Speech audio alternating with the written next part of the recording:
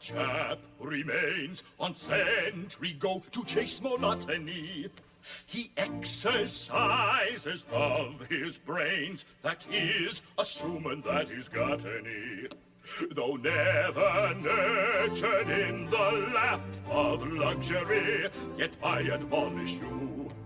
I am an intellectual chap, and think of things that would astonish you.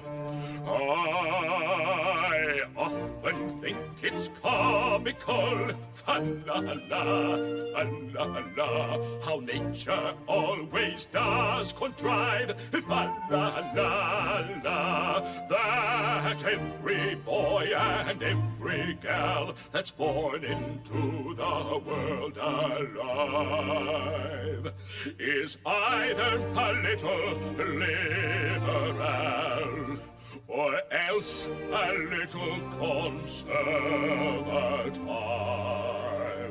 If-a-la-la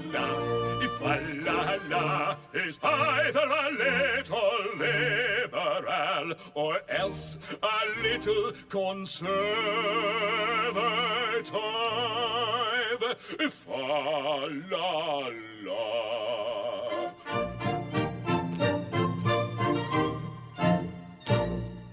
When in that house MPs divide, if they've a brain and cerebellum too, they've got to leave that brain outside and vote just as their leaders tell them to. But then the prospect of a lot of dull MPs in close proximity, all thinking for themselves, is what no man can face with equanimity.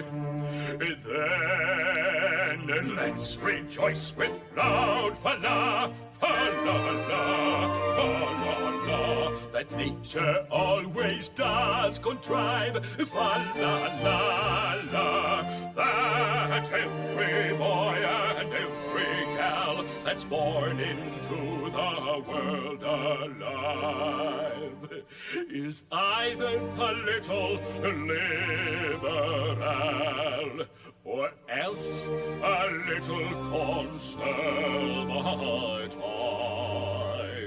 If-a-la-la is either a little liberal or else a little conservative. And now times have changed on every score, and politicians grow more passionate. For some have shown a passion for the point of view that has more cash in it. And there are those we view with pain, whose policies seem indiscriminate, who'd fill some lake with acid rain as long as they don't have to swim in it.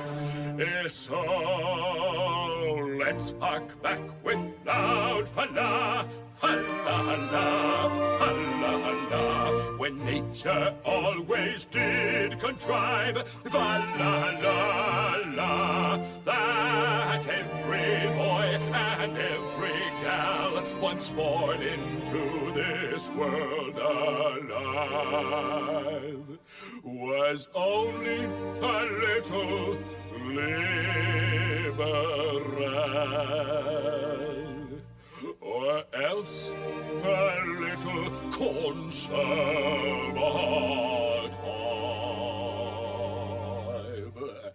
Fa-la-la, fa-la-la was only a little liberal or else a little conservative.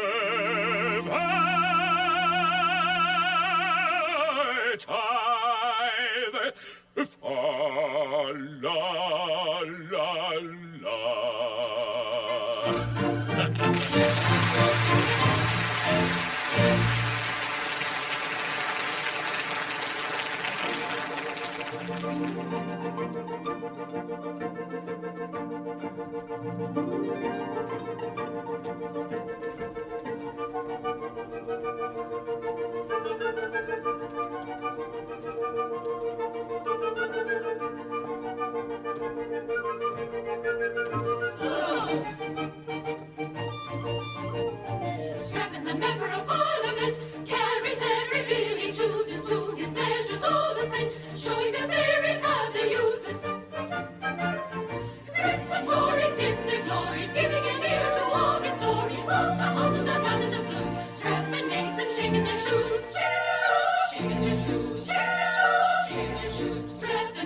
shaking their shoes in their shoes. Stratford's a member of Parliament, tables a bill and never loses, setting a dangerous precedent. Rank and power he never abuses. Dare we mention his invention, making us listen and pay attention. Everyone here's been driven to drink. Stratford's even making us think, making us think, making us think, making us think, making us think. Stratford's even making us think. Stratford's a member of Parliament, showing us how stupid the cruise is virtually omnipotent. Carrying every bill he chooses, carrying every bill he may wish. Here's a pretty kettle of fish.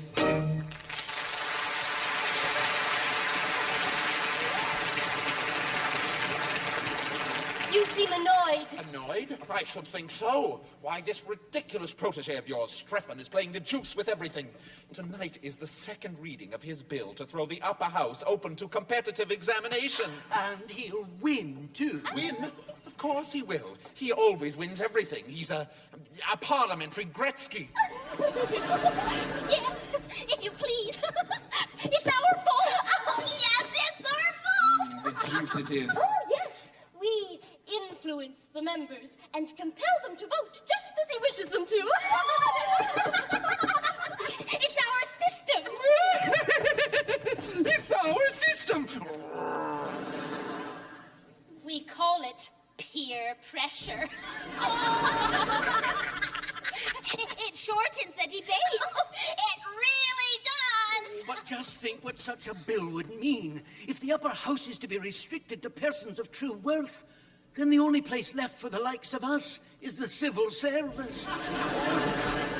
I suppose it is. Now, I don't want to say a word against brains. I've a great respect for brains. I often wish I had some myself. But with an upper house composed exclusively of men of intellect, with no room for the advancement of party embarrassments, what's to become of the House of Commons? I never thought of that. Oh, well, I did.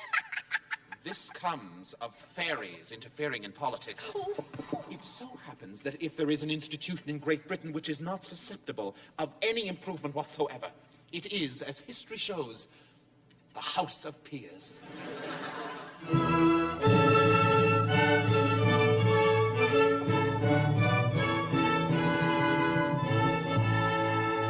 When Britain really ruled the waves in good Queen Bertha's time, the House of Peers made no pretense to intellectual eminence or scholarship sublime. Yet Britain won her proudest bays in good Queen Bertha's glorious days. Yes, Britain won her proudest bays in good Queen Bertha's glorious days. Yes, Britain won her proudest bays in good Queen Bertha's glorious days. When Britain fought the Falklands War, brief moment in the sun, the House of Peers put up its feet and turned on Coronation Street, and so of course we won. Now brightly shines Great Britain's rays in Mrs. Thatcher's glorious days. Now brightly shines Great Britain's rays as in Queen Bertha's glorious days. Now brightly shines Great Britain's rays as in Queen Bertha's glorious days. When Canada about its constitution was concerned, we're proud to say that not one peer had ever known the thing was here until it was returned. So we deserve some hearty praise for good King Trudeau's glorious days. Yes, we deserve some hearty praise, as in Queen Bertha's glorious days.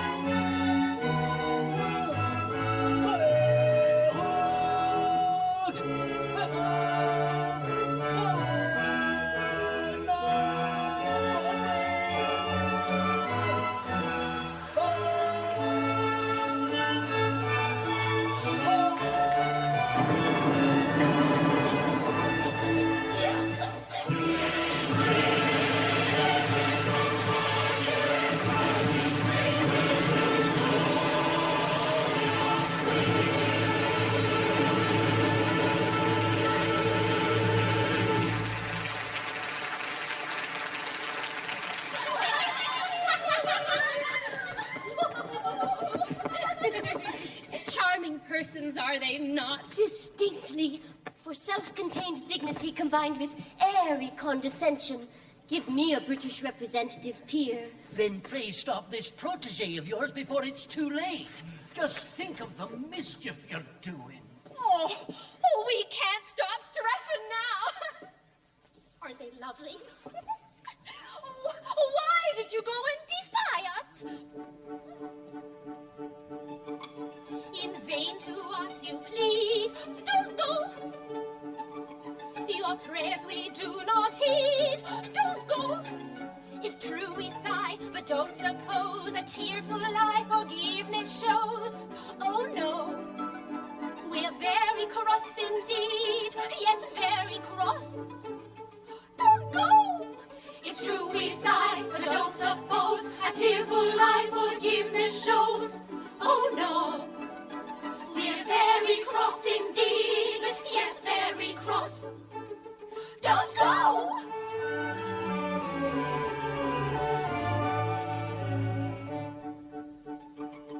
Your disrespectful sneers. Don't go. Call forth indignant tears. Don't go.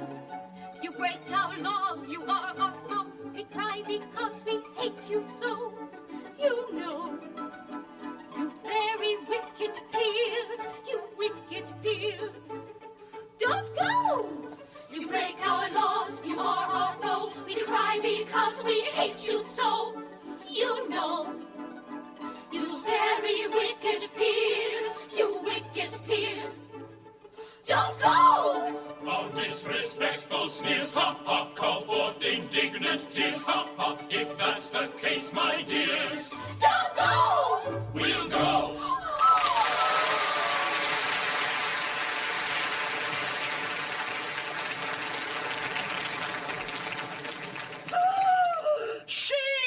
Shame upon you! Is this the fidelity to the laws you are bound to obey? Know ye not that it is death to marry a mortal? Yes, but it is not death to wish to marry a mortal. If it were, you'd have to execute us all. This is weakness. Subdue it. Oh, we know it's weakness, but the weakness is so strong. We are not all as tough as you are. Tough! Do you suppose that I am insensible to the effect of manly beauty?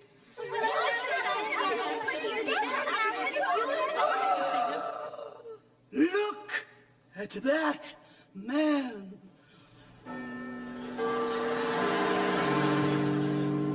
A perfect picture. While, sir.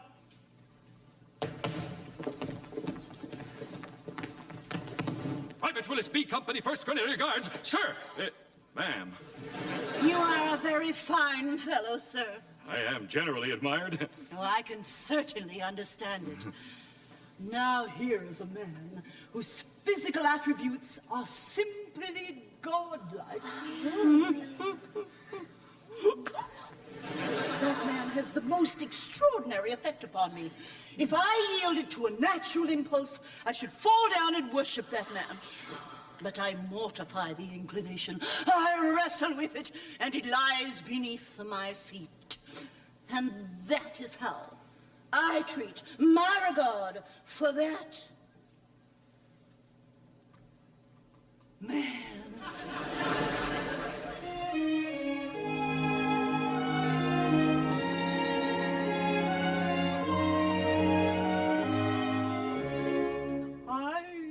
I dare not let my eyes begin to stare at such a prize, for looking there would be unwise. He'd fill my head with poetry, and since I dread my own decree, I watch instead the CBC. I watch instead the CBC.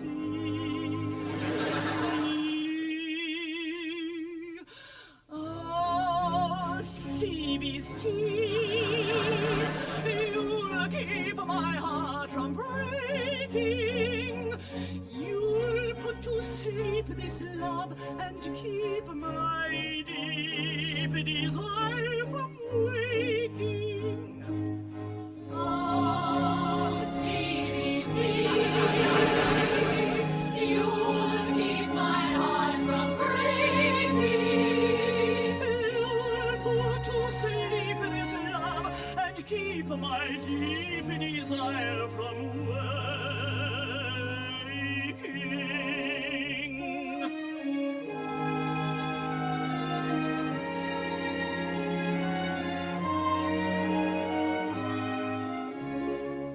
I dare not dance, I dare not flirt. He's too entrancing, I'll get hurt. And so my glance I must avert. When I discern excitement's rush, I have to spurn his bold panache. And so I turn to Knowlton Dash. And so I turn to Knowlton Dash.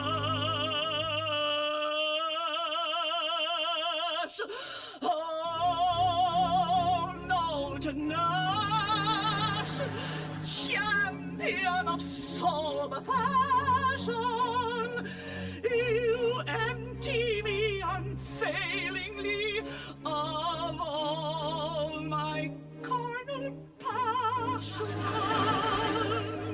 Oh, Knowlton Nash, champion of soul of passion. You empty me unfailingly of all my carnal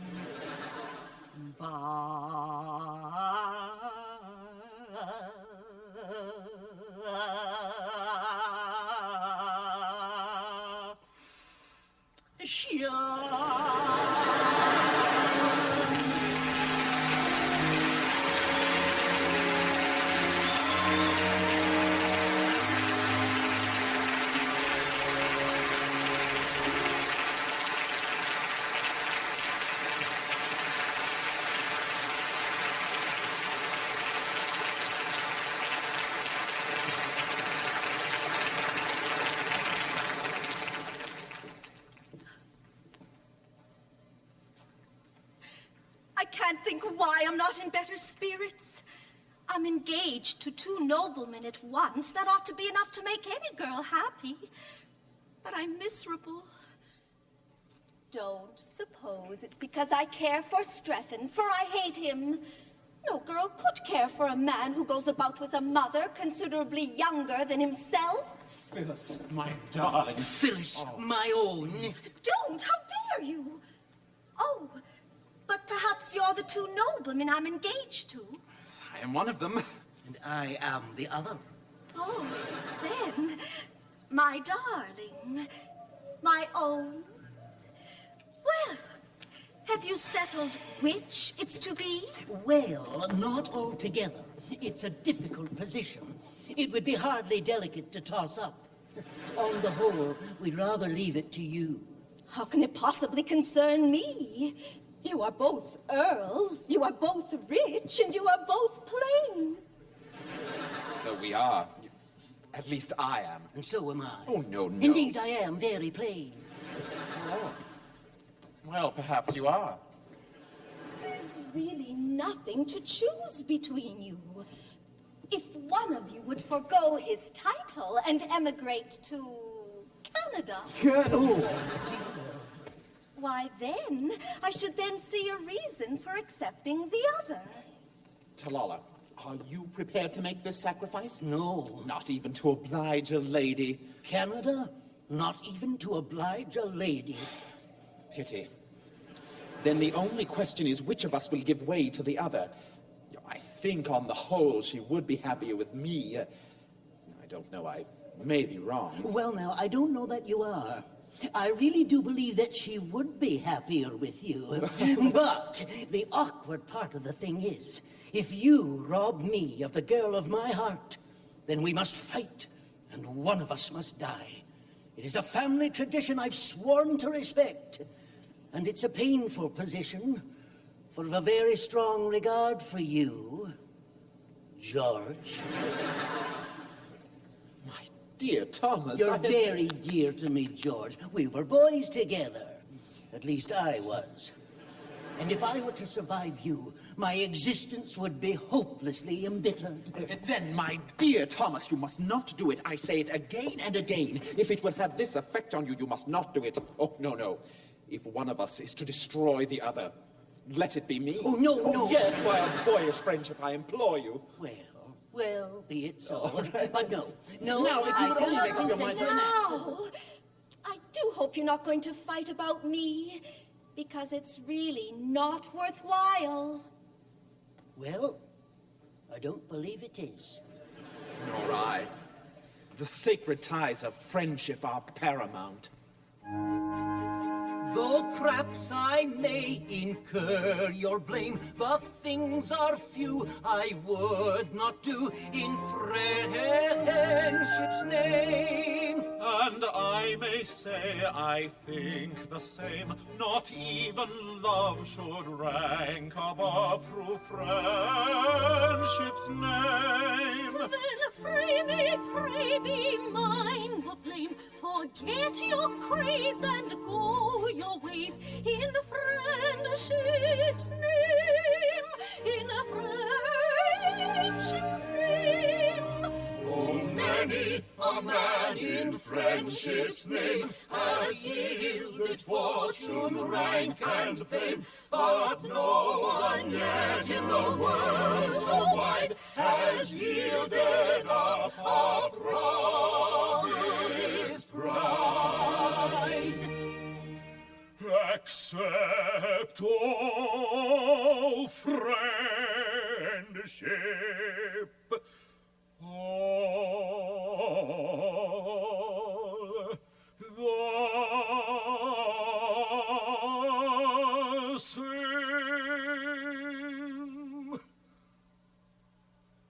This Sacrifice to thy dear name. Accept this sacrifice to thy dear name.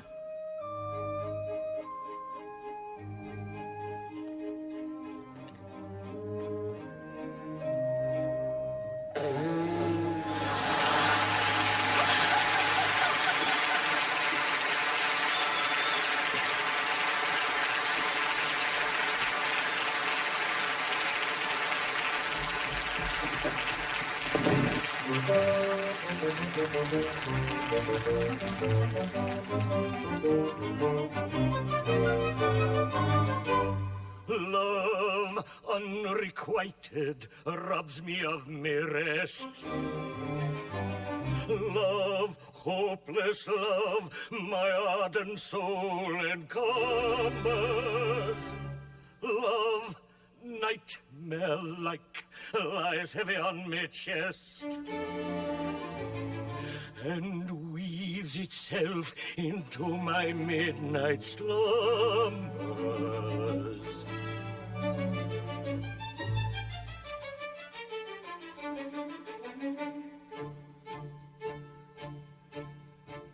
When you're lying awake with a dismal headache and repose is tabooed by anxiety, I conceive you may use any language you choose to indulge in without impropriety. For your brain is on fire, the bedclothes conspire of usual slumber to plunder you. First your counterpane goes and uncovers your toes, and your sheet slips demurely from under you. Then the blanketing tickles, you feel like mixed pickles, so terribly sharp is the pricking. And you're hot and you're cross and you tumble and toss till there's nothing twixt you and the ticking. Then the bedclothes all creep to the ground in a heap and you pick 'em all up in a tangle. Next your pillow resigns and politely declines to remain at its usual angle. Well, you get some repose in the form of a doze with hot eyeballs and head ever aching. But your slumbering teems with such horrible dreams that you'd very much better be waking. For that dream takes you far from the court or the bar and you're sure that you'll need no sedations. You can picture the seasons you're out on the quay, eating lobster and other crustaceans. Then you open a shell and it's all very well till you spy all that's packed just inside it.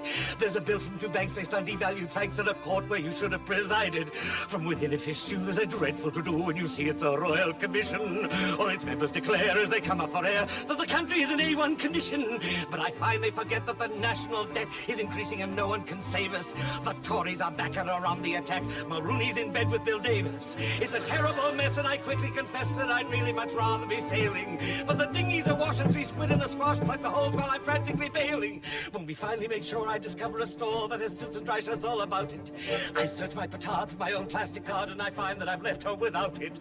Now I'm dressed in this gown and my wig sent from town and I'm betting on nags in the paddock. When the favourite defaults executing a waltz with a porpoise and 2 frozen haddock. Then the porpoise explains how he doubled his gains by investing and not being wary. How his shares jumped in price when he took the advice of a plumpish and well-meaning fairy. I'm reminded of Joan and my dear mortgaged home, for I bought when the market was surging. And I feel the demise of my other smart buys which are being regrouped and are merging. Then the porpoise reveals such spectacular deals, the details of which he's just sharing.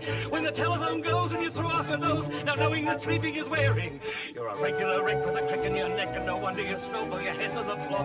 Your needles and pins from your soles to your shins and your flesh is a creep and your left leg's asleep and you've cramp in your toes and a fly on your nose and some fluff in your lung and a feverish tongue. Thirst and intense in a general sense that you haven't been sleeping in clover. But the darkness has passed, and it's daylight at last, and the night has been long, not to mention this song. And thank goodness they're both of them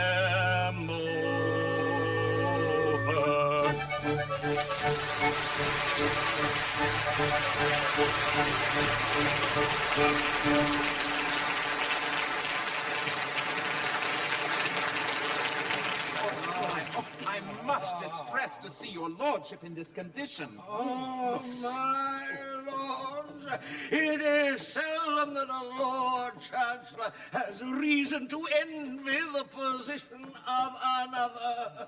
But I am free to confess that I would rather be 2 earls engaged to Phyllis than any other half-dozen noblemen upon the face of the globe. Well, it's an enviable position when you're the only one. Yes, most enviable. But at the same time, seeing you thus, we naturally say to ourselves, well, this is very sad. His lordship is constitutionally as blithe as a bird. Why, he trills upon the bench like a thing of song and gladness. How could we bring ourselves to do that which would deprive the Court of Chancery of one of its most attractive features? How could we do so? Well, I feel the force of your remarks, but I am here in 2 capacities, and they clash, my lords, they clash. I am deeply grieved to say that in declining to entertain my last application to myself concerning Phyllis, I presume to address myself in terms which render it impossible for me ever to apply to myself again. Oh, it was a most painful scene, my lords. Most painful. Oh, this is what it is to have 2 capacities. Let us be thankful that we are persons of no capacity whatever. Oh, indeed. Come. Remember, you're a very just and kindly old gentleman, and you need have no hesitation in approaching yourself. So that you do so respectfully and with a proper show of deference. Do you really think so? Oh, yes, I do, Indeed, don't you? we do. Yes. Well, I will nerve myself to another effort, but if that fails, I resign myself to my fate. How about a song?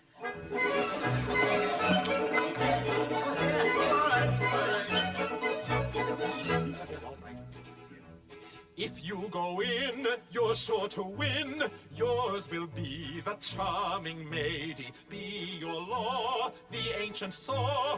Faint heart never won a fair lady. Never, never, never faint heart never won fair lady.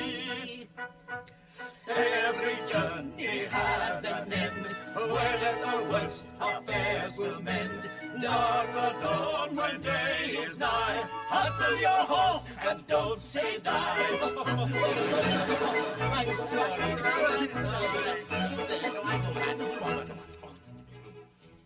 He who shies at such a prize, he is not worth a maravedi. Be so kind to bear in mind, faint heart never won fair lady. Never, never, never faint heart never won fair lady. Oh dear. Oh, while the sun shines, make your hay. Where a will is, there's a way. Near the lion in his lair, none but the brave deserve the fair.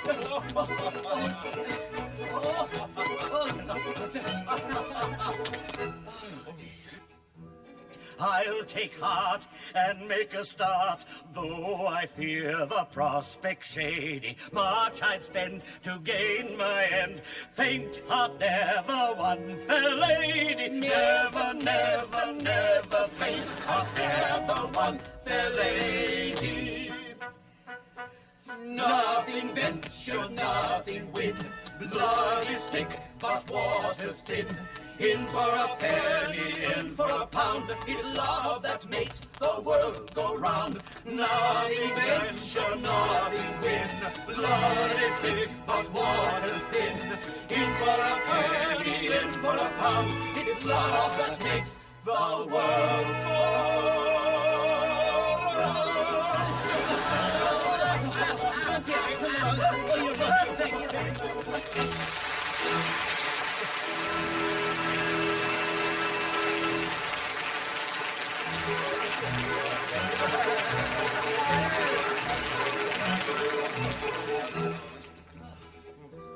I'll take heart and make a start, though I fear the prospect shady. Much I'd spend to gain my end. Faint heart never won fair lady. Never, never, never faint heart never won fair lady. Bye-bye.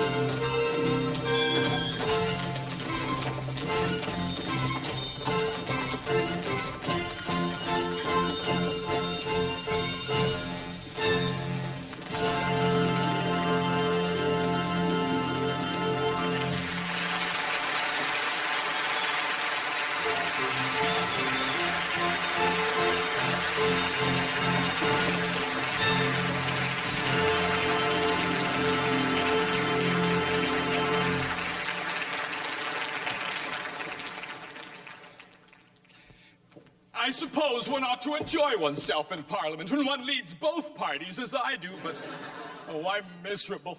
Poor broken-hearted fool that I am.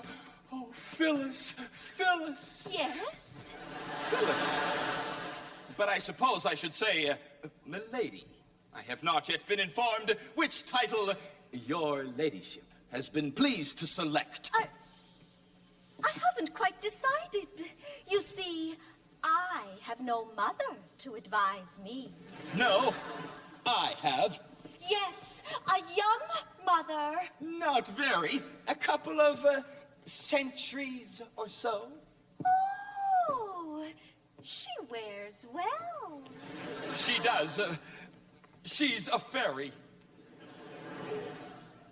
I beg your pardon. A what? Oh, I've no longer any reason to conceal the fact. My mother is a fairy. A fairy? Oh, but that would explain a good many things. Then I suppose you're a fairy. Well, half a fairy. Which half? The upper half. Down to the waistcoat. Dear me. There's nothing to show it. Don't do that. Why haven't you told me this before? Because I thought you would take a dislike to me. But as it's all off, you may as well know the truth. I'm also only half a mortal. I'd rather have half a mortal I do love than half a dozen I don't. Oh, I think not. Go to your half dozen. It's only two, and I hate them. Please forgive me. I don't think I ought to. Ooh. Besides, all sorts of difficulties will arise. You know, my grandmother looks quite as young as my mother. So do all my aunts. I quite understand. Whenever I see you kissing a very young lady, I shall know it's an elderly relative. You will? Then, Phyllis, we shall be very happy. We won't wait long. No, we might change our minds. We'll get married first. And change our minds afterwards? That's the usual course. If we're weak enough to tarry ere we marry, you and I, of the feeling I inspire, you may tire by and by. For peers with flowing coffers press their offers, that is why I am sure we should not tarry ere we marry, you and I. If we're weak enough to tarry ere we marry, you and I, with a more attractive maiden, jewel laden, you may fly. If by chance we should be parted, broken-hearted, I should die. So I think we will not tarry ere we marry, you and I. If we're weak enough to tarry ere we marry, you and I, of the feeling I inspire, you may tire by and by. Of the feeling I inspire, you may tire by and by. If we're weak enough to tarry ere we marry, you and I, of the feeling I inspire, you may tire by and by. So I think we will not tarry ere we marry, you and I, you and I, you and I.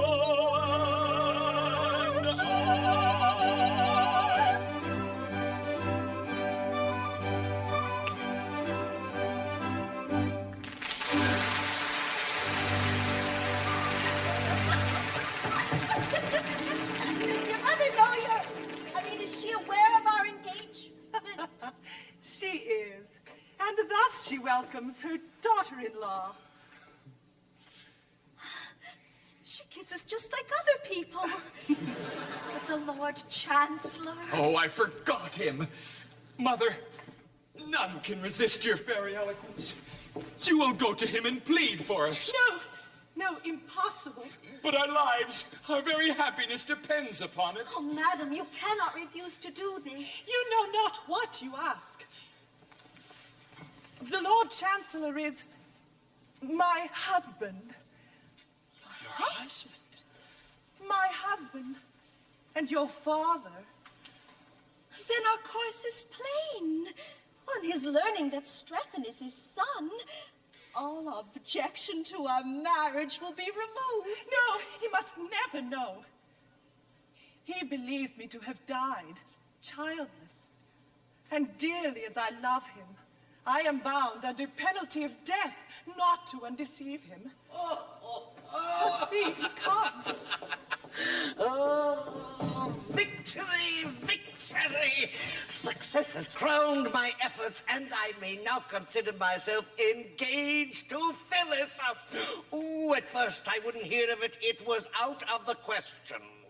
But I took heart. I pointed out to myself that I was no stranger to myself, that in point of fact, I had been personally acquainted with myself for some years. This had its effect.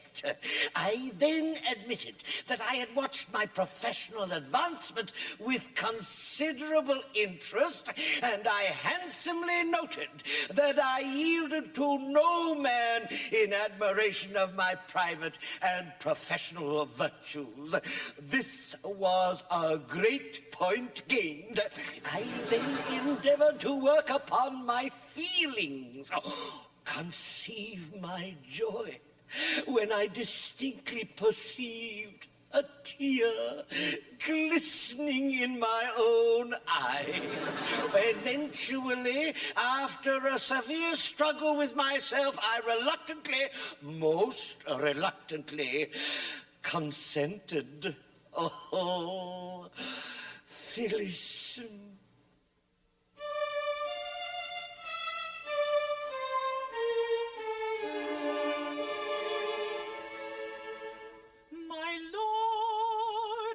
A suppliant at your feet I kneel.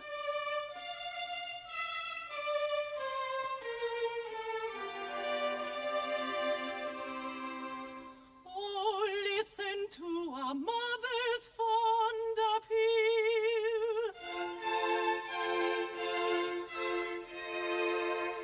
Hear me tonight, I come in urgent need. 'Tis for my son, young Strephon, that I plead. He loves, if in the bygone years thine eyes have ever shed tears, bitter unavailing tears, for one untimely dead. If in the eventide of life sad thoughts of her arise, then let the memory of thy wife plead for my boy. He dies. He dies, if fondly laid aside in some old cabinet, memorials of thy long dead bride, thy dearly treasured yet. Then let her hallowed bridal dress, her little dainty gown, her withered flower, her faded tress, plead for my boy. He loves. It may not be, for so the fates decide. Learn thou that Phyllis is my promised bride. Thy bride? No, no. It shall be so. Those who would separate us woe betide. My doom thy lips have spoken, I plead in vain.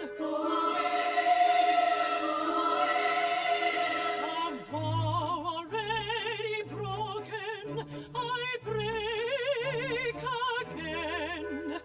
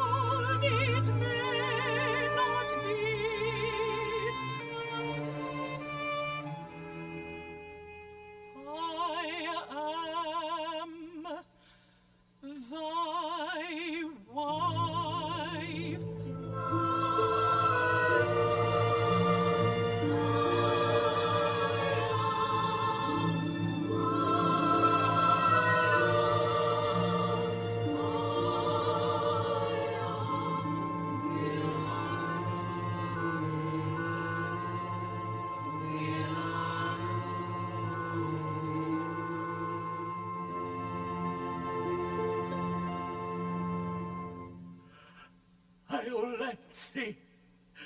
Thou livest. I live.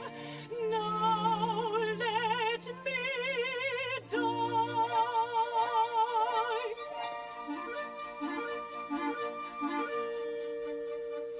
Once again thy vows are broken. Thou thyself thy doom hast spoken.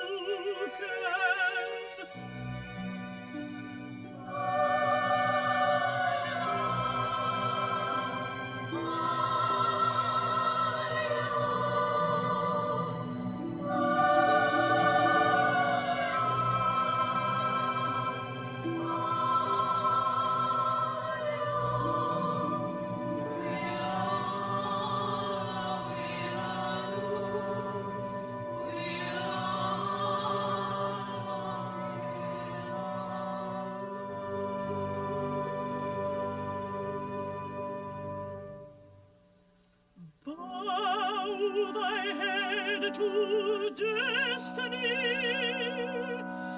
death thy doom, and thou shalt die.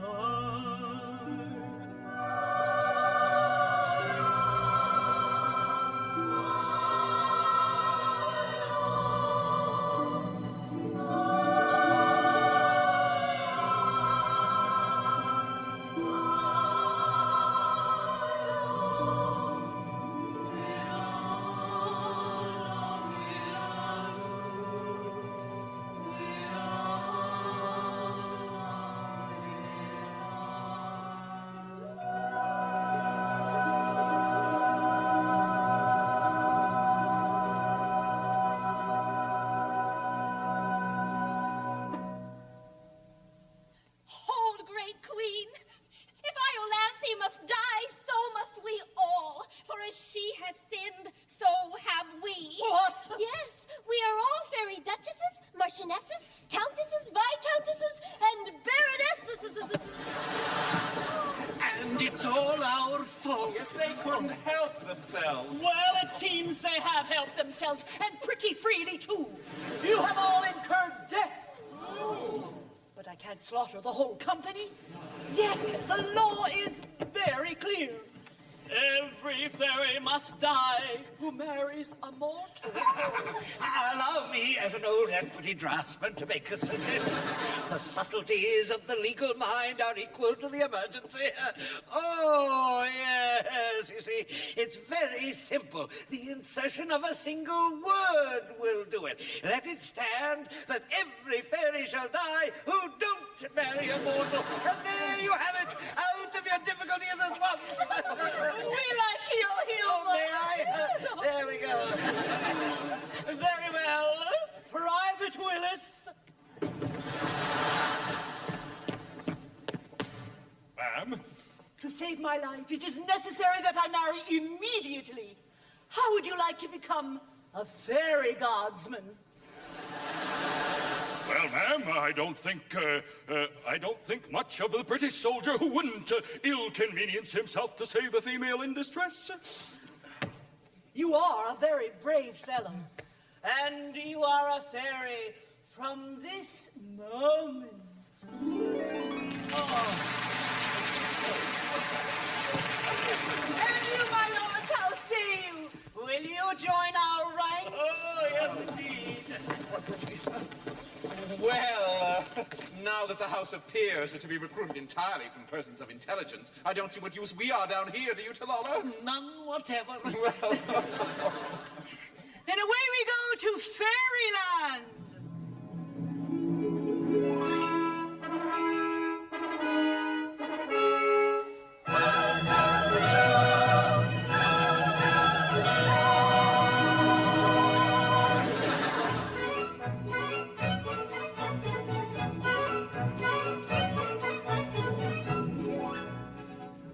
Soon as we may, off and away, we'll commence our journey airy. Happy are we, as you can see, everyone is now a fairy.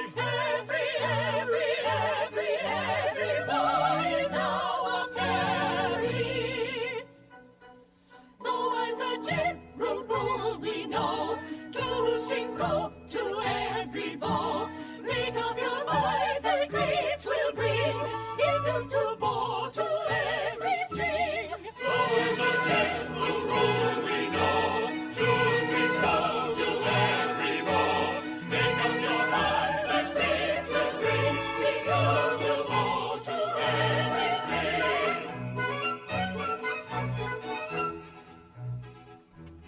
Up in the sky, ever so high, pleasures come in endless series. We will arrange happy exchange, house of peers for house of peers. Lies, peers, house of peers, house of peers. Bye-bye.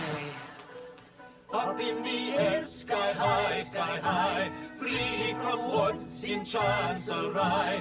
He will be surely happier, for he's such a susceptible Chancellor. Up in the air, sky high, free from what's in Chancery. He will be surely happier, for he's such a susceptible Chancellor.